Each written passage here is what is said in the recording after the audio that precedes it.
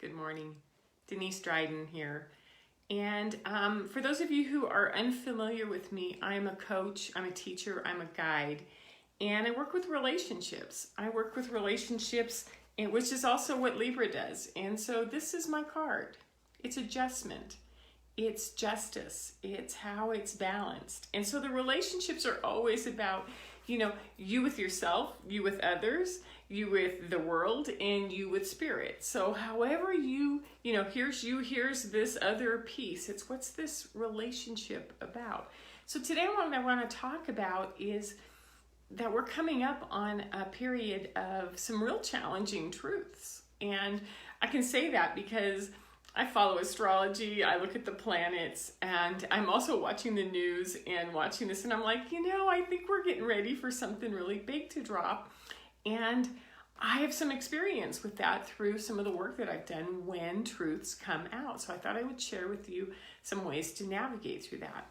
And there's a little caveat that I want to start with over here on the side, which is, the Zoomers, the 20 and unders, the alphas, the newborn babies. These are all highly sensitive, highly energetically sensitive beings.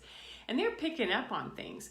So, they're agitated. They're a mess. They're watching what's going on, and there's something sort of bubbling to the surface.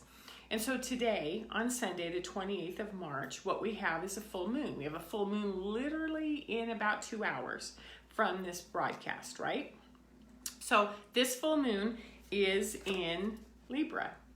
It's about relationships. It's about truths and karma in relationships. And if I go to the Osho Zen deck, this is what the truth looks like. It means that things explode. There's an embodiment that's just like bam. And then you have to sort of put all the pieces together, right? Now, the second piece is that on the 30th, which is Tuesday, Neptune and Mercury are coming in and they're standing aligned with each other. And they're going to dig up some really deep, dark uglies. I've heard it from a couple of different readers now that those uglies are going to be about children, about abuse, about some hard things, and it's going to trigger some stuff in us. So knowing that we're coming into some pieces, what I wanted to do was to say, hey, if the truth comes up, am I ready? Am I ready for it, right? What is it going to take for me to get ready for this? And that the pieces, we want them to come up so we can spread them out and we can figure out, wow, once we blew all this apart, what is it that we want to do? So on one of the oracle decks, I love this one, The Truth Be Told. It's kind of like you just open up your chest and let all of the truths come out. So when things come up, we need to address them. We need to use that divine feminine skill set of ours, and we need to be able to hold. So one of the memories that consistently came up when I was writing this is I spent about 15 years working for therapeutic programs for adolescents and young adults. And this young woman or this young man would just get agitated and things would come up. They would have problems in school, behavioral problems at home. Usually some incidents that sort of made it so catastrophic that it was time to be picked up out of the house and moved into usually wilderness or some sort of triage treatment and then onto a therapeutic program. And one of the things that I got to work with is the parents, getting them ready for those kinds of truths. And then the therapist would get the kid ready to start to talk to, on a really honest level, what was going on. And so holding that space for that beautiful child to be able to say, this is what happened. This is what I've been doing. And sometimes they're hidden and they're dark and they've been holding on to them for a really long time. Or they know things about the parents that the parents don't want them to know, right? The parents don't want to deal with it. Whether it's divorce, whether it's cheating, whether it's a hidden drug use. What we're looking at is putting accountability, something we account for, into the relationship so that we can open the door, right, for the pains. We can open the door for something to be healed. So what do you do as a parent or a partner or a spouse when this door is opened? It's like, oh, you're going to tell me something that I didn't know, really. I don't want to hear. Or you're like, if I know it, then I know what to do about it. and I know how to take care of me, how to take care of the family, how to take care of whatever it is that comes up. Once I know it, it's going to be hard, yes, and I will be able to navigate this because these are deep, buried truths. And so I have this card that a beautiful friend of mine sent me, which is, like I'm going to open up my deep subconscious and I'm going to get right in the middle of that. Never fails. As wisdom, right? And this wisdom is going to be shared with you. So you bear witness to the deep truths. You hold space.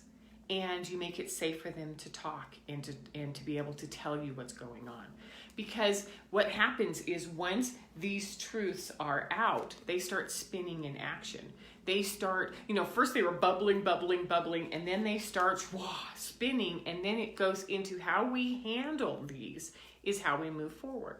So think of our relationships and think of all the different kinds of relationships you have, and how they interact, human to human, human to world, and trust that, first of all, these things are going to come up and we've got to bring them up and out, and we've got to trust ourselves and be ready for it.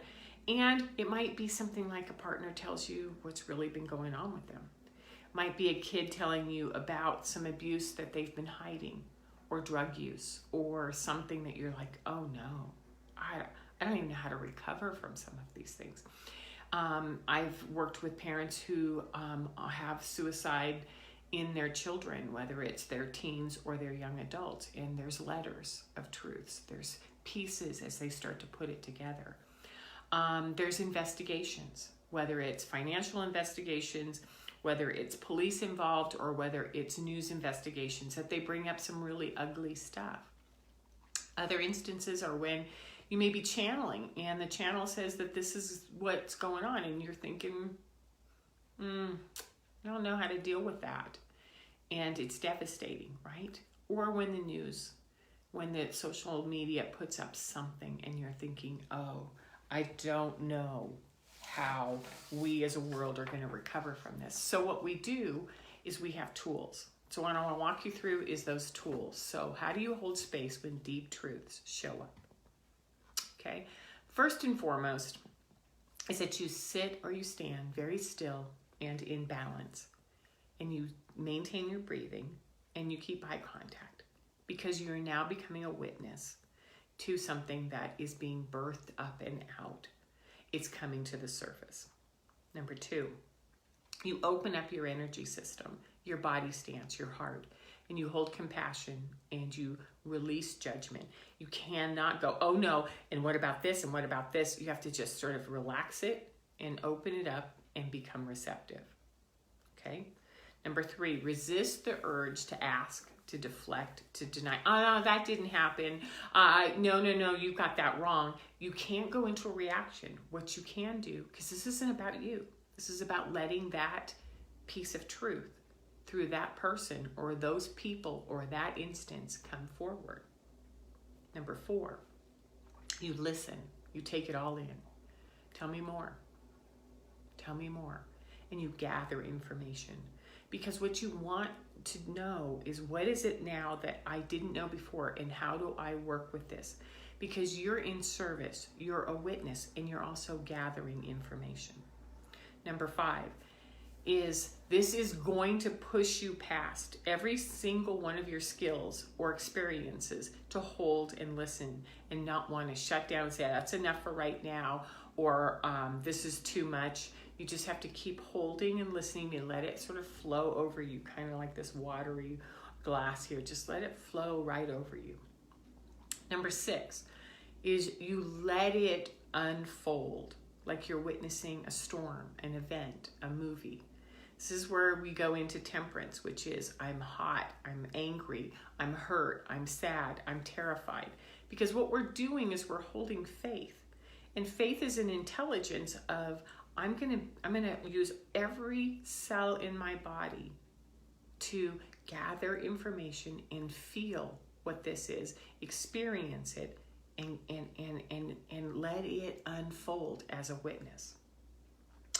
Number 7, you let the scenario be a safe place. You let it be open for that container, that person, that group. And you continue to hold until there's nothing more. It will come out in layers. So as soon as there's silence, that doesn't mean it's over. It means you just sit and hold and you go, is there anything more? And you let the next round come up until there's nothing left. Kind of like when we have the stomach flu. It doesn't happen the first time, it happens over several times, right? 8 is you thank them for telling you and bringing these truths forward. Must have taken a lot of courage for you to say that to me or to put this out there.